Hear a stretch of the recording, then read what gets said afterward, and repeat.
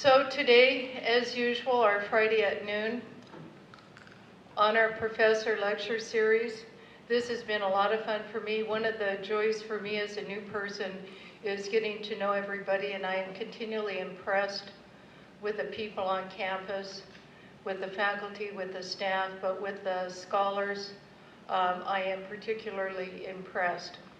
And so today we are honoring Professor Cindy Odell. On her bio, she instructs us that she has a Bachelor of Science in Elementary Ed from the University of Oregon, which is my alma mater, a Master's of Science in Child Development from Montana State University. In addition, she has a doctoral degree in educational leadership. She is presently the chair of the Education Department and professor for early childhood and elementary education programs. As well, she's an adjunct faculty member for the University of Montana Western and Claremont College. And she co-teaches the introductory and advanced infant-toddler caregiving course for Montana. She is a very active faculty member at SKC, which most of you are.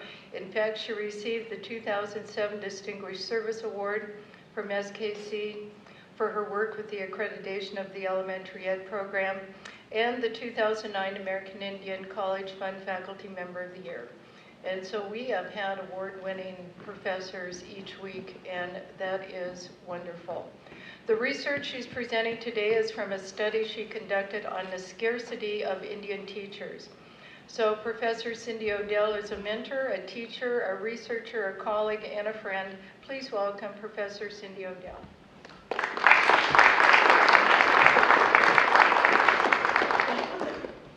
Thank you, Dr. Ross, and thank you for that nice introduction. And it really is an honor to be speaking today.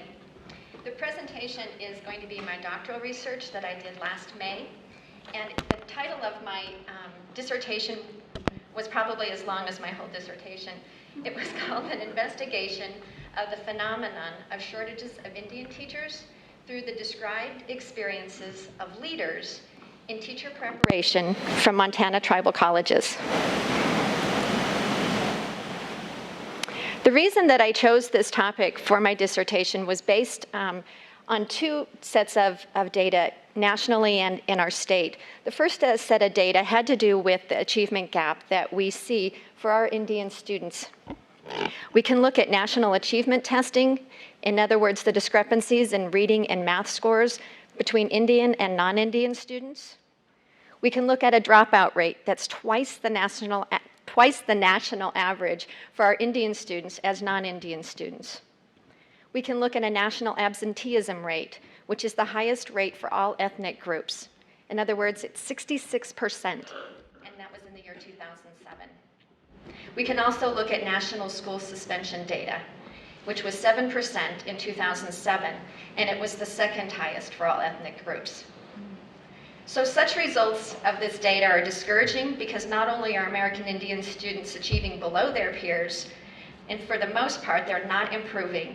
And I like what Brayboy and Castano say, that they're improving despite increased efforts to employ mainstream, standardized, remedial, and scripted educational programs. Well, no wonder. So the problem in the summary is that all levels, all indicators of educational achievement at the state and national levels identify the Indian student as distinguishable from other races. In Montana, the data we can look to is the achievement gap between Indian and non-Indian students. In 2007 and 2008, 54 of the 231 schools in Montana that did not make adequate yearly progress, or AYP, which comes from standardized test results, 54 of those schools had 50 to 100% Indian students in them. And 31 out of 133 school districts in the state that did not make AYP, they had 50 to 100% Indian students. Also in Montana, we can look at school enrollment and compare that to dropout rates. In Montana, about 11% of the student population are Native students, where 69% of all students that drop out are Native. You can see the discrepancy there. Also, 10% if we look at the enrollment of 10%, they still make out 23% of the dropouts. In 2008, 81% of school districts out of the 35 school districts that did not make AYP were on reservations. We can also look at the other end, who's taking advanced placement tests. Only 41 students out of the 2,406 students that took an advanced placement test in 2008, only 41 were Native American. Of those 41 Native students, only 19 received a passing score. The second set of data that I looked at that gave me the reason to do my study is we have low-scoring students, and we also have few Indian teachers. If we look at this data, you can see it comes from the Montana Office of Public Instruction 2009, but they're still reporting data from 2004, 2005, and 2005 to 2006. Based on this data, we can see that American Indian administrators, teachers, and paraprofessionals are well below the numbers that they should be, considering that they're teaching in schools with at least 11% Indian students. Yeah, 2.5% Indian teachers. So why do we need Indian teachers? Well, we need Indian teachers because they are the teachers that would best be able to address the achievement gap and to remediate some of the data that we've seen at national and the state level. The present educational demands placed on Indian students don't exceed their abilities, but rather they're diametrically opposed to their ways of life, to their culture. And the frustrations from participating in a system that consistently tries to diminish a student's identity is the reason why these students are shunning the educational system. It's that it's not meeting their needs. The research question then that I posed in order to examine the shortage of Indian teachers was, how do leaders in teacher education from Montana's tribal colleges describe their experiences in preparing Native pre-service teachers through the lens of the phenomenon of shortages of Indian teachers? What I did for my study is I interviewed people who were working at a tribal college in Montana as a leader in the teacher preparation program. And when I asked them the interview questions, I asked them to think about their responses by also thinking about this phenomenon of why we don't have more Indian teachers. So that was the lens that I talk about that they answered their questions through. From this research question, I also developed two sub-questions that I hope to answer. The first of those is, what factors, if any, create barriers for our Native American tribal college pre-service teachers? And secondly, what factors, if any, help create success for such teachers? Before I started my research, I did a fairly in-depth review of the literature looking at education for Native Americans. After I did this review, I went back and went through my notes and organized it around what I called my research construct. In other words, I started to see themes and patterns appear that I wanted to sort of categorize the research that I was doing. The first box that you see is quality education, because that is the goal, that we provide all students with a quality education. The second four boxes that you see are my four main research constructs. The first of these constructs was education as a moral obligation and a legal imperative. In Montana, I think this is particularly important because in 1972, our Montana Constitution stated that we need to pay particular attention to the education of Native students and also pay attention to the education of all students, educating them about American Indians. So I looked at this in terms of what is our ethical responsibilities and what is said in the Constitution and the laws. The second research construct that came up in my review of literature is the issue of Indian education by American Indians. The sub-concepts that came from this was I looked at how Indians educated before contact with Europeans and then post-contact. After the post-European contact, I looked at the issue of curriculum, I looked at the issue of tribal colleges, and also the issue of Indian teachers. The issue of tribal colleges was really interesting because it's one place where we really see education being owned by American Indians. The other instance in the review of literature is also at Head Start. So I think it's interesting we have this before public school entity that's very much responsive to cultures, particularly for American Indian students, and then we have at the end of a student's public school experience at tribal college. The third construct I looked at was the influence of assimilation and the impact that assimilation had on the educational system, both the philosophies and the practices. I looked at some of the historical Christian influences, government influences, and looked at particularly at the boarding school phenomenon. And then I looked at what are we doing now? What are some of the current philosophies and practices that we have in our educational system that are still based in this concept of assimilation? The fourth research construct that I found was related to the issue of government and also non-tribal relationships and policies. From here, 4 sub-themes came up: the early relationships and the treaties that were developed between the government and the tribes, the federal reports and the recommendations that were written and developed as a result of a failing system of education for Indian students. I looked at current laws and requirements and what we're doing and how we are fulfilling them. And then I also looked at our current MOUs and relationships that we have between tribal colleges and non-tribal. So in looking back at that first box in my research, I decided that one of the first things I needed to do was to define what is a quality education. The state of Montana did that for me, and I used their definition that the legislature in 2005 was charged with. And it's very deep, as you can read here. Quality education in Montana basically is an education that meets the standards for a quality education. I'm being smart. All right. The next part that I looked at was some of the aspects about history of Indian education. And again, it's no surprise that Indian education existed long before contact with Europeans.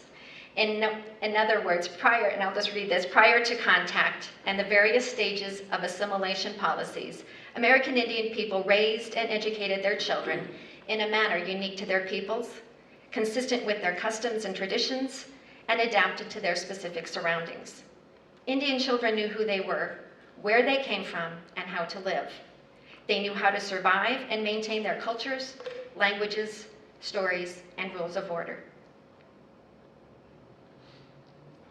But we know that that wasn't always the system that was allowed to remain for Indians in America.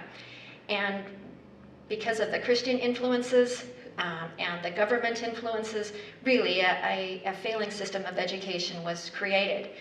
Following that system of education was a plethora of reports and studies that were conducted to find out what's going wrong. These reports made recommendations, 2 of which that were completely ignored, and that was the need for more Native teachers and the more need for Native curriculum. In other words, the education system needed to come from the American Indians. The thing that was discouraging in these reports, though, was often that they focused on the student as the problem. So the assimilation really was intended to, what I say here, kill the savage to save the man. In other words, this was the government's response of dealing with, and I say this in quotes, the Indian problem. So Indian education was built on a premise that the Indian had a great deal to learn from the white man representing the highest level of achievement reached in the evolutionary process. And you can get the sarcasm, that was from Fine Deloria. So from the arrival of the white man up until 2 decades, Indian education has rested in the hands of both the church and the state, both of which had very good intentions. They just didn't have good procedures, policies, etc. And through their combined influence, the church and the state, the Native American was systematically denied his or her Native identity.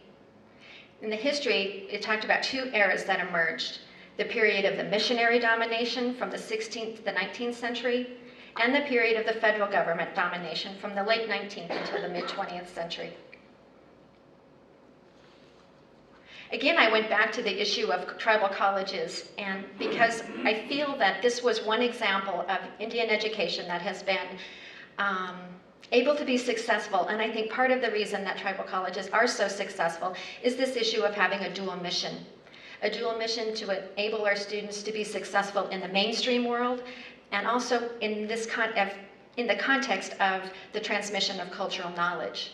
In other words, our students are competent culturally and also competent in the field that they're going into.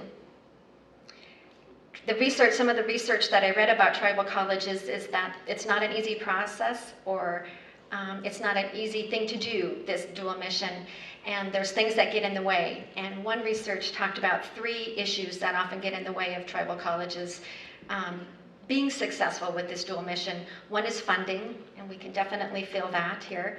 Environmental forces, like tribal politics, and the third is accreditation standards. That sometimes those 3 factors will derail an institution from its cultural focus. I love this quote by Lionel Bordeaux. He was president at Santa Gleska, and Margaret Campbell, in her study on tribal presidents, had this quote. And I think, again, it speaks to what we do here at SKC and other tribal colleges.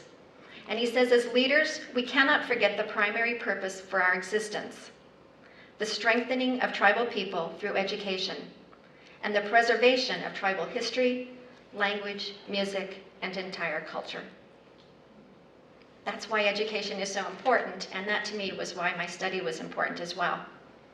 We can look through what tribal colleges are doing in order to prepare teachers, and it's very sad that there are only 8 tribal colleges at the national level that prepare Indian students to become elementary or secondary or early childhood teachers with a bachelor degree program. And this is a list of those 8 tribal colleges. United Tribes was the most recent, and it was just accredited. I think ours was the next last, and we've been accredited for 3 years. I threw this slide in, even though this wasn't part of my study, because again, I think that the focus on the problems with the Indian students just needed to be addressed. And so I wanted to put this slide in to show the strengths of our students. We have had 7 graduates who have already started continuing in their education, looking for a master's degree in educational leadership or special education. We've had 3 students that started an endorsement in special education. All of the graduates so far from our teacher education program have either become employed or have returned to school. Our graduates that are employed in the public school system are building a nice reputation for our college and for our teacher preparation programs. In fact, one school principal, this was a quote from them, this person is also on our advisory board, but this person said to me, your graduates know their cultures and their content, and they utilize effective pedagogy for teaching and reaching all students.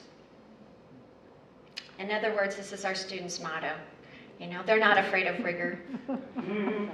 Give me rigor or give me mortis. 3 of them are painting rocks.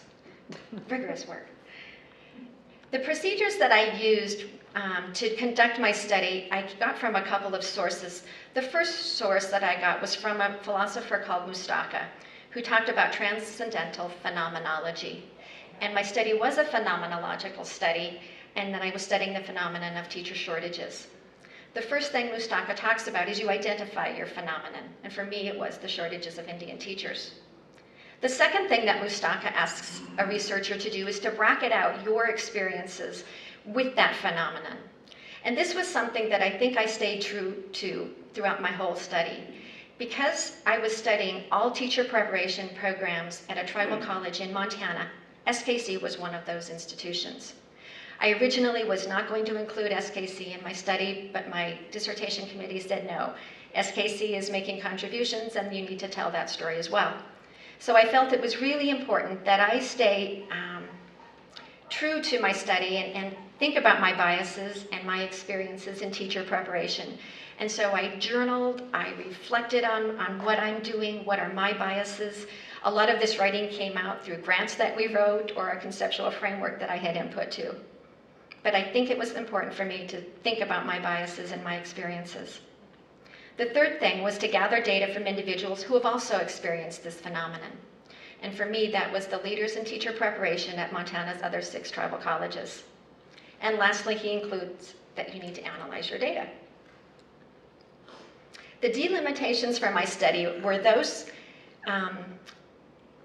factors that helped me to narrow down my study. This was like the boundary that I said this is what I'm going to study versus everything in the world. So I delimited my study in that I used purposeful selection of all my participants. The individual needed to be employed at a tribal college that offered at least an associate's degree program in teacher preparation, and all tribal colleges in Montana do this. The individual also needed to be considered a leader in the teacher preparation program as either a department chair, a department head, program coordinator, or some type of administrator. And third, the person needed to be willing to be interviewed and be part of my study and provide documentation as I needed. So that's how I focused my study down. There were also limitations to my study. There was no generalizability in that it was a phenomenological qualitative study, and I purposefully chose my participants, and I had a limited number of participants. I did not think that was a huge limitation because I think I could have studied one person and been able to analyze the data, but I only chose one person at each tribal college, and therefore some felt that that might be a limitation. And also there was limitations in defining who is a Native American. It's interesting that the federal government is that Native Americans are the only race where the federal government has a role in defining who they are. But we also know that there's other ways to define who one is, and ethnicity-wise. And for Native Americans, often that's self-disclosed. Often there's the tribe's influence in defining it. So it makes it complicated to define who is Native and not Native, which might be one of the reasons that we don't have good data on how many Native teachers we have. This was the context of my study, the state of Montana, and I started here at Salish Kootenai College, right in the B. Mathias building. I interviewed Carmen Taylor. She was my participant for the study here at SKC. I chose Carmen because she has knowledge about our teacher preparation programs. She was an administrator, and she had a history with SKC. So that was A on my map. I then traveled over to B. B was the Little Bighorn College on the Crow Reservation, and you can tell I was there in the winter, lots of snow. I then traveled over to Lame Deer, which is C on my map, and that's Chief Dull-Knife College. I interviewed Michelle Curley at Chief Dull-Knife, and Michelle is the academic vice president at Chief Dull-Knife. They did not have a person at Chief Dull-Knife who was just responsible for teacher preparation, but Michelle again had a history and involvement with that program. D up on the map is Fort Peck, and I interviewed Paula Firemoon. Paula Firemoon was an interesting person to interview because she had been a student in their teacher preparation program, and during her time as a student, she also became a program coordinator for their teacher training grant. So she was a student and a leader and had interesting perspectives on that. From D, we went over to E, which is Fort Belknap. I didn't actually stop at Fort Belknap. Fort Belknap came to SKC for their interview, so you can tell their picture doesn't quite fit. And that was from their catalog. Yeah, it was sunny at Fort Belknap. F is Stonechild on the Rocky Boy Reservation, and here's where I interviewed Kadeen Drummer, who was actually their teacher preparation director. And then last but not least, on another trip, I went up to Blackfeet Community College and interviewed Dee Hoyt Hall, who was their teacher preparation department chair. So here's some of the demographics that I pulled from this group of participants. I had 3 that were actually teacher education instructors or department chair, 3 who were other college administrator, and 1 who was a project coordinator. You can see the years of experience. They all had quite a bit of experience at their tribal college. 5 were Native American and 2 were non. So that research construct that I showed you earlier was also the construct that I used to develop my interview questions and also to evaluate my data. So if I look at my first construct, which was education is a moral, legal imperative, moral obligation, legal imperative, the research questions that I asked my participants were these 3. The first one, how has the Indian Education for All Act assisted your teacher training program? What is one thing that could be changed or implemented would open the profession to more Native teachers? And why aren't more Native people going into the teaching profession? My second construct was the one that dealt with Indian education by American Indian students. My questions here, I had 4 of them. What traditional practices of your tribe are included in your teacher preparation program? How would you describe the strengths of your teacher candidates? Again, I wanted to get away from that deficit model of the problem is the student. So I asked them about their strengths. I asked them how they would describe their curriculum, their courses, their assessment procedures in their teacher preparation program. And I asked them about the role that other leaders in their college had taken to help support and develop a teacher training program. My third construct was the one that dealt with assimilation policies and practices. And I asked them how the history of Indian education has impacted the educated Native students today and what implications that has for teacher training. I asked them about a concept of two worlds that was throughout the review of literature that I did. And this was something that was not agreed upon in the review of literature, and so I guess it's no surprise that my participants did not agree on this concept either. So I asked them about their concept of two worlds and what procedures that they might use to help students navigate two worlds and how they felt that they could lead in two worlds. Lastly, I asked them about their philosophy about the role of culture in teacher education programs. And I'm really glad that I asked the question about culture and about traditional practices because I got different responses and I found that interesting. The last construct that I addressed was the one about government and non-tribal relationships and networks. And so my questions were, what networks and relationships have you developed to assist you in your work in preparing teachers? What's needed from leaders in those agencies to help us increase the number of Native teachers? What are strengths and challenges of your current relationships with non-tribal organizations and institutions? And lastly, what data do you collect and how do you use the data? This was the one that surprised me the most. My study was originally going to be a mixed method study where I would look at combining this qualitative data with quantitative data. After my interviews, it became apparent that there was no quantifiable data. These institutions did not keep track of how many students they graduated, how many students went on to four-year institutions, what the graduation rate of those students were. You know, it was really, there was no data to be had. And so that changed my study to a purely qualitative study, which was okay with me. I then looked at Miles and Huberman, so in looking at how do I analyze the data, Mustaka kind of left me hanging. He said, you analyze the data, and was very general on how that should be done, and I felt I needed some more specific steps. So I looked at Miles and Huberman and also another philosopher, Georgi, I'll talk about in a minute. So what they asked me to do was to first reduce the data. And the way that I did this is I came back with these tape-recorded interviews, and they were around an hour to an hour and a half each, and I had them transcribed.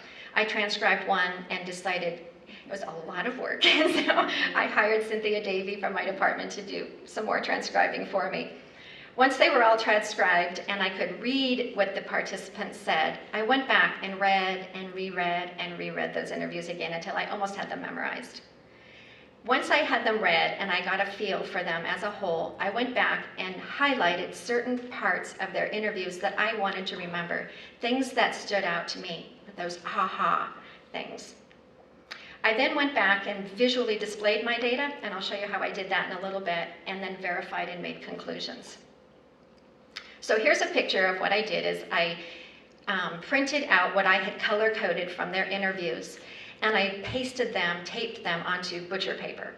I don't know if this is standard practice or what, but it worked for me. I'm a visual person, and the color really helped. So you can see the participants 1 through 7, and each one had a color. 1 was purple, 2 was blue, 3 was green, and they remained that color throughout. This was the section where I asked them to introduce themselves and tell me a little bit about their role. The next thing I asked them to do was to tell me about how their teacher training program was developed. And so you can see here, I color-coded and highlighted some of those. Then I went through and organized them around my 4 research constructs. What this did was it helped me to think about each individual interview while also staying true to the whole concept and the whole construct. So I was able to go small into what somebody said and then come back and think about the big picture. So you can see here in this picture, I've got my research construct with those 3 interview questions and their responses color-coded. So I did this for all 4 of my research constructs.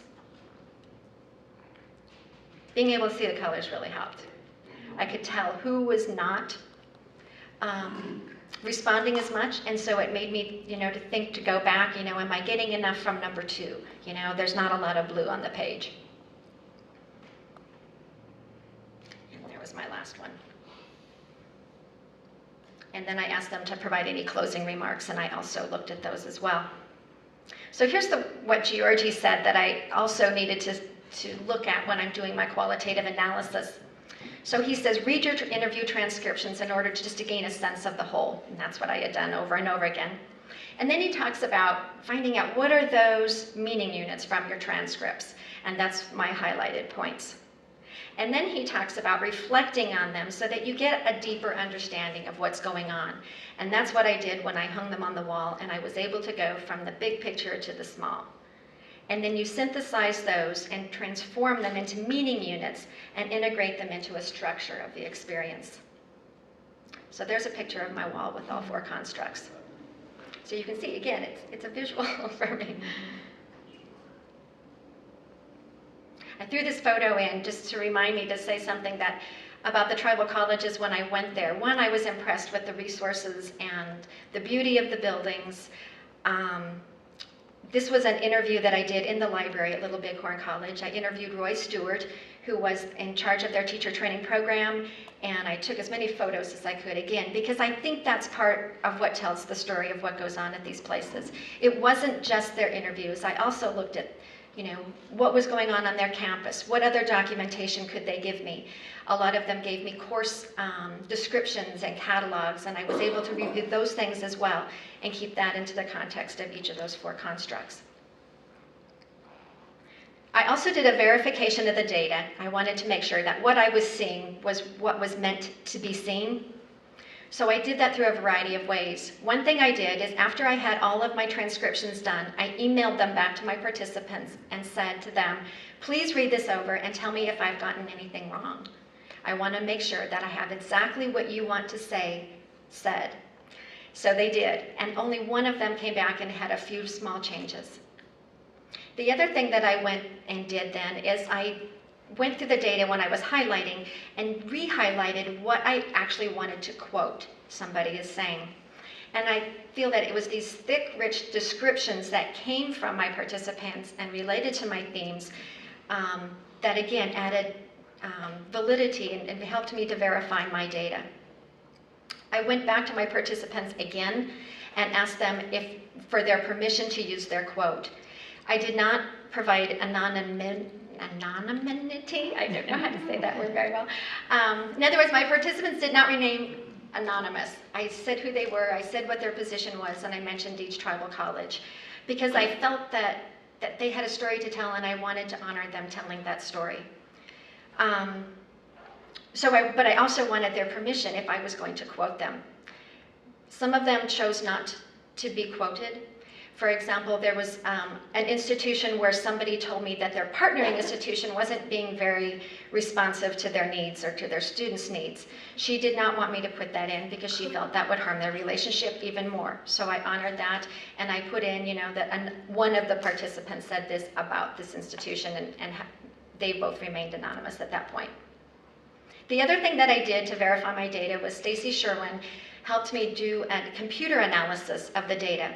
She took the interview transcriptions and put them through a computer program called InVivo, and it came up with themes, and it was similar themes to what I was finding in my hand, color-coded process. And so that helped me to feel that what I was seeing and what I was highlighting, there was another system there that was also seeing that as well. And then again, I just had to remain true to making sure that I wasn't bringing my biases in, my experiences in, that I was remaining true to my participants. The themes then that emerged from the data are reflected in this slide. And you can see on the left is my research construct, and on the right are the themes that I saw emerging from the data. The first theme that emerged from the data was that students and pre-service teachers, and I would say teachers in general, Indian teachers in general, do not always feel like they are prepared and welcomed into the schools. That even when students did their field experience or their student teaching, it was still an issue having students be able to do this on the reservation.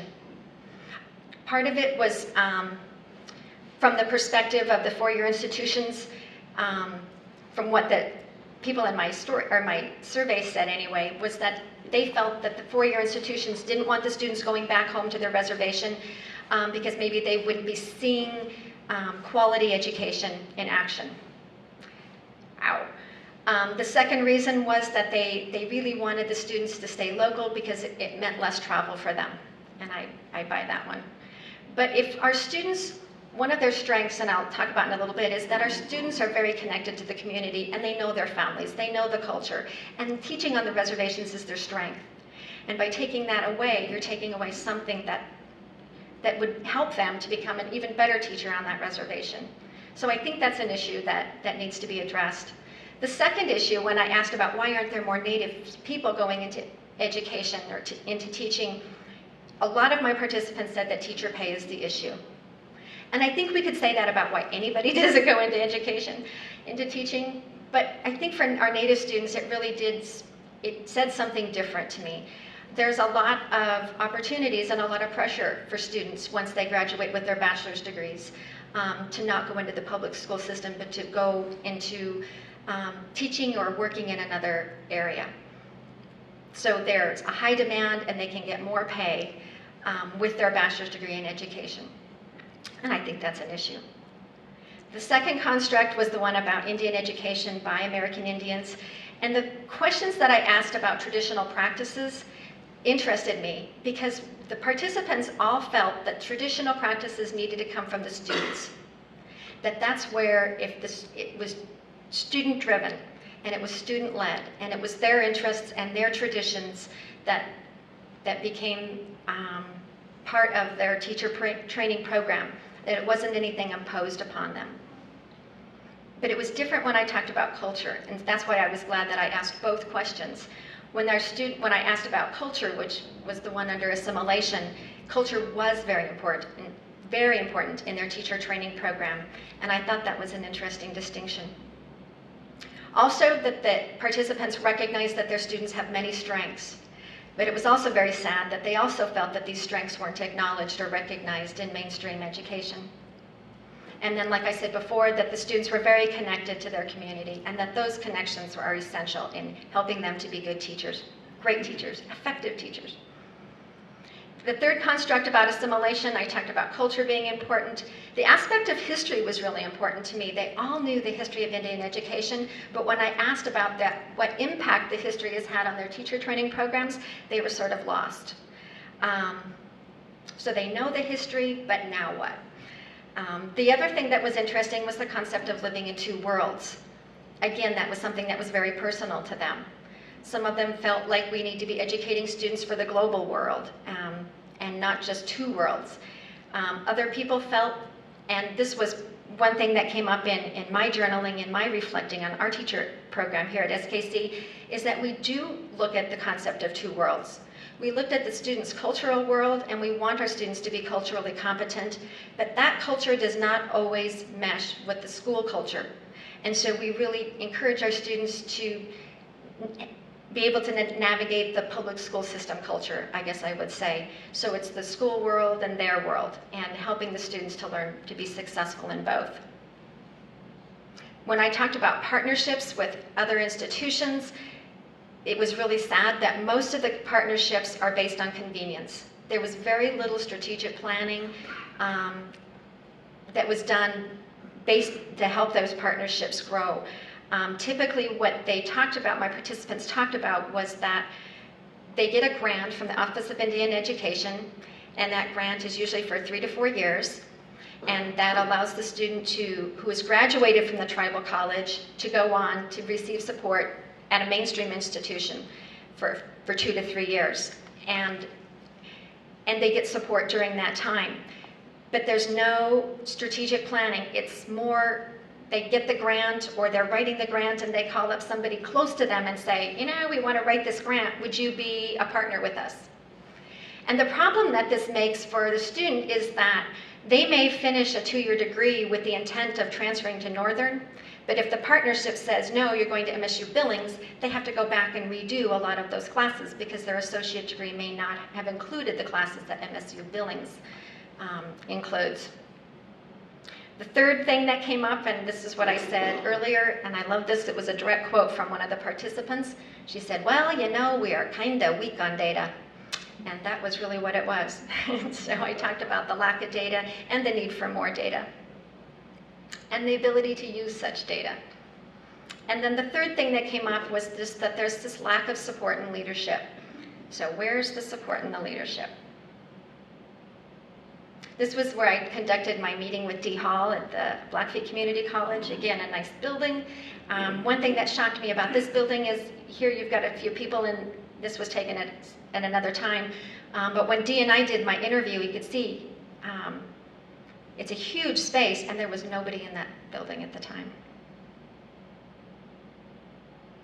So my conclusions that I drew from my qualitative study, the first was that there needs to be still, in this day and age, a recognition of the value of Indian teachers. The second conclusion that I drew was that tribal colleges do not typically receive adequate funding or state support for their teacher education programs. Most all teacher preparation programs were funded with Office of Indian Education grants that come and go. Nobody had somebody just mainstay in their institution. Third, there was a perception that Indian teacher candidates are not always welcomed into schools for field work or the teaching profession in general. 4, that there's a greater need for leadership from multiple sources for Indian pre-service teachers. And lastly, that tribal college teacher preparation programs often work with limited partnerships that are often based more on convenience than anything strategic. So from those conclusions, I came up with these 5 recommendations. And the first of which deals with the value of Indian teachers, that we need to value Indian teachers, and we need to place that value in a process where it's a strategic process, and we're looking at quantifiable data that we can start to address the need for more Indian teachers. The second recommendation is that we need to recognize and provide more support for the role that tribal colleges and four-year institutions play in the teacher training process. That tribal colleges really are out there on their own and don't receive the state support or the state leadership. It's interesting that I participate on a lot of different councils around the state for our teacher preparation program, including the Council of Deans and the Higher Education Consortium. I am the only representative from a tribal college on any of those councils. So I don't know always if they're not welcomed, if they're not able to because they don't have the individual in that position, but I think that that's something that we really need to look at as a state. The third recommendation that I made was that Indian teacher candidates need to be welcomed into the teaching profession, and we need to do that through well-planned, comprehensive, educational, and professional activities. That there is no quick fix to this problem, that we need to be developing leaders who look at this problem and develop a strategic plan to address it. And that goes with my fourth recommendation, is that we need to expand how we view leaders in education, and that we need a broader leadership composition to look at some of the issues in Indian education.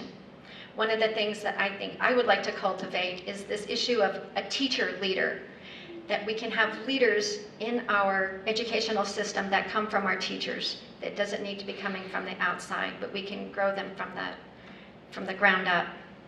The fifth recommendation that I made is that tribal college teacher preparation programs need to network with each other in addition to partnering with our non-tribal institutions.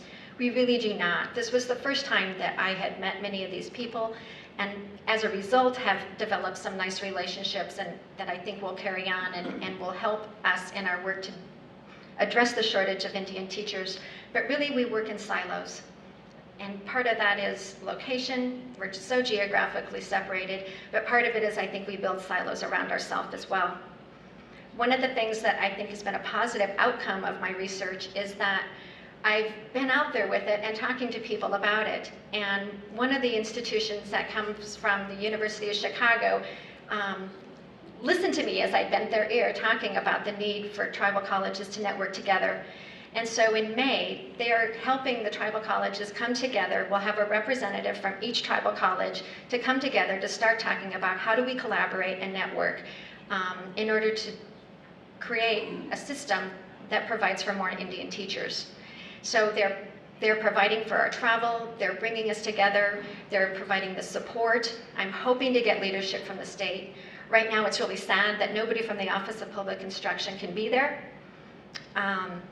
But I haven't given up yet, because I do have faith that we can turn this around. For the first time in Montana, we have a superintendent who is Native American and is concerned about Indian education. The schools right now that have not made AYP on the reservation are all on reservation schools. So these are called turnaround schools, or schools of promise, I should say, is what they're calling them now. All of our schools in Montana that have not made adequate yearly progress for so long, that have been deemed these schools of promise, are all on reservations. And Denise Juneau is making it a priority to address those issues. But I think it needs to go beyond just those schools and looking at all schools. These were the references from the quotations that I used just in this PowerPoint presentation.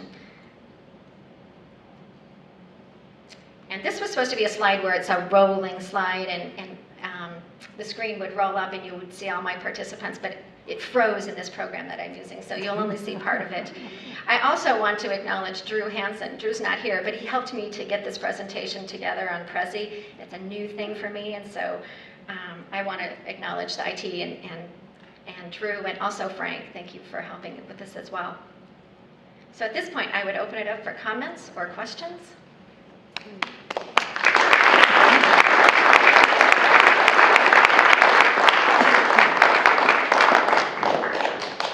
This was a picture of our res dog. Every tribal college, of course, has their res dogs, and this was one of my favorites. I so wanted to take him home, and if I hadn't been driving in Merle's nice car, I would have.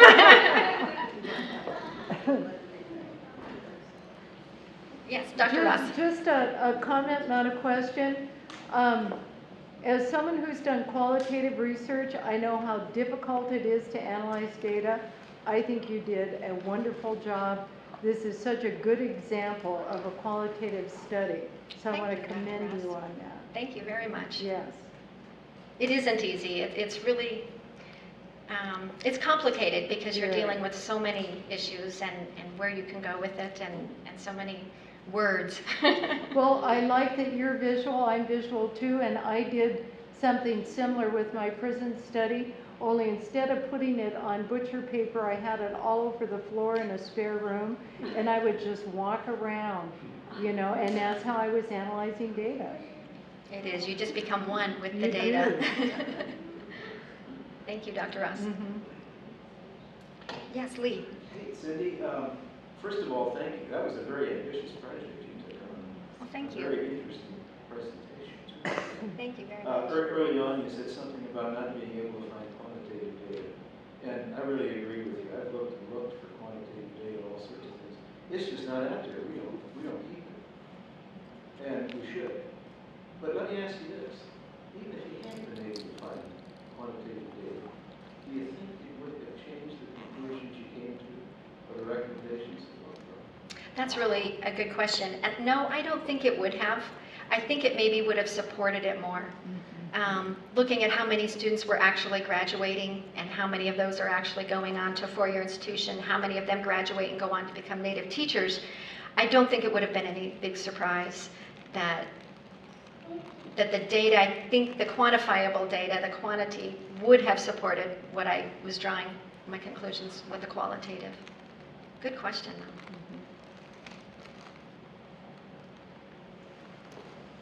Other questions? Yeah, Jim. I was curious, the 2.5% that represents native teachers in Montana, just based on my experience here at SKC, I'm guessing a large percentage of those are female teachers. You know, I don't have the gender, and I was wondering about male native teachers. I think just male teachers in general, there's fewer, particularly with elementary. But no, I've never seen that reported by OPI. That would be really interesting, though. But I would agree, I would think most of them are female.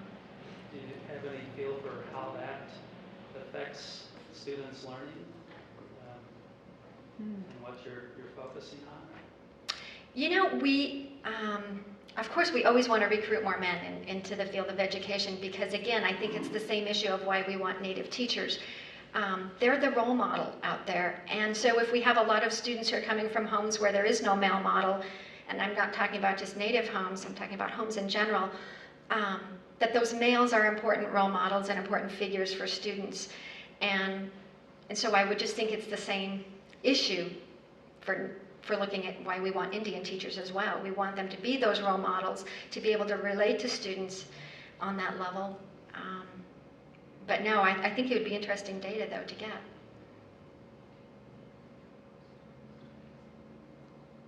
Corky. It's good studies. Thank you. What's your comment on materials used in schools as far as promoting more culturally sensitive education? Do you find it lacking, available or not available? Is that part of your study? It wasn't part of my study, but just based on my observations of visiting the schools that I've been in, for when I observe our students and the openness of these schools to our students in presenting cultural lessons, I think most schools are open. But I think the problem is most schools have a fear of teaching something that's not appropriate. And that's come up in our pre-service teacher training classes as well. That when I ask them, what's your biggest fear about multicultural education, most of them say, I'm so afraid that I'm going to offend somebody or teach something that's not appropriate. And so, but Corky, I do think that the teachers have, good intentions.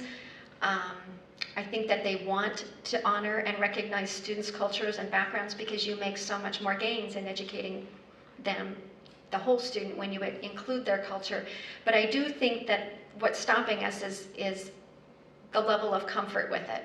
That's why we need more Native teachers. I mean, they come from that culture. It's not something they have to be educated about. They're teaching from a different framework. It's from within. It's not something that's added to. And that's why I'm making the case that we can address the achievement gap by having more Native teachers. Yeah. And I was just, I guess, concerned that not enough information about Native people are in the textbooks or part of the textbooks to where our Indian children can go in and say, well, this school's about me as well as everybody else. So they feel that the education is for them, Absolutely. not just for everybody else. It includes them. So I think that's really basic need as well. Oh, I think definitely. And I think we do a good job in our classes and in helping our students to evaluate textbooks. Who is not in the textbook is as important as who is reflected in the textbook. One of the books that we use in our program is Lies My Teacher Told Me. And it really addresses hard that issue of, who's been writing these history books and what are they really saying. And so I would just make the point too that even for our non-Native students, how important it is that they get an education from a tribal college, because they will be able to teach with that perspective. Again, it's not coming from within them, but it's something that they can learn and develop a comfort zone with.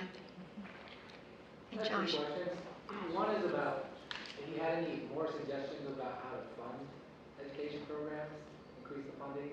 And two, of all the programs that you looked at, which ones do you think were having the most success in recruiting Native students into the program and actually graduating with it? I think funding needs to come from all levels. I don't think we fund tribal colleges well. We know at the state level how much we get per student. So I think it needs to come from the state level, but I also think the national level too, that the Department of Education needs to re-examine how they do these teacher training grants through the Office of Indian Education.